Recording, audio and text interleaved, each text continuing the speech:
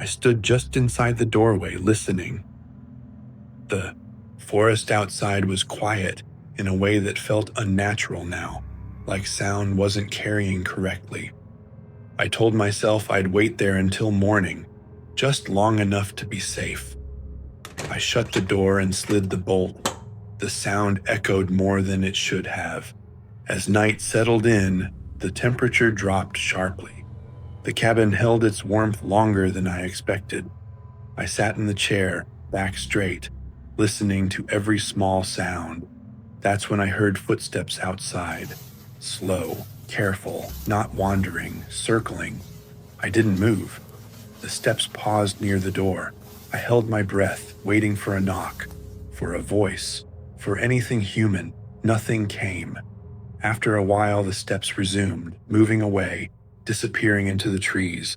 I told myself whoever it was had just been checking the cabin. Maybe the owner, maybe another hiker who realized it was occupied. That explanation lasted until I noticed something. The bolt on the door was vibrating, not rattling, just barely moving like pressure was being applied from the other side. Slow testing pressure. I stood up quietly and backed away from the door. The pressure stopped. Minutes passed. Then the bolt slid back an inch. I hadn't touched it. I rushed forward and forced it shut again, my hands shaking.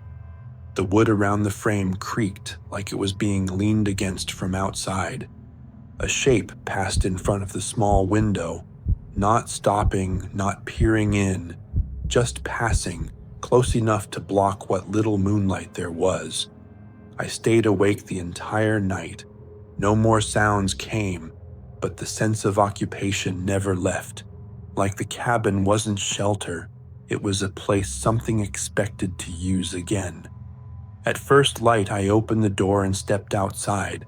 The trail was there, but the footprints around the cabin were gone, not covered, not scattered, gone entirely, as if the ground had never been disturbed. I left immediately and didn't look back. Weeks later, I checked updated maps, satellite images, old trail documents. There is no record of a cabin there. But what keeps me up at night isn't that it existed, it's that the cabin wasn't abandoned. It was between uses, and I arrived while someone was waiting to come back.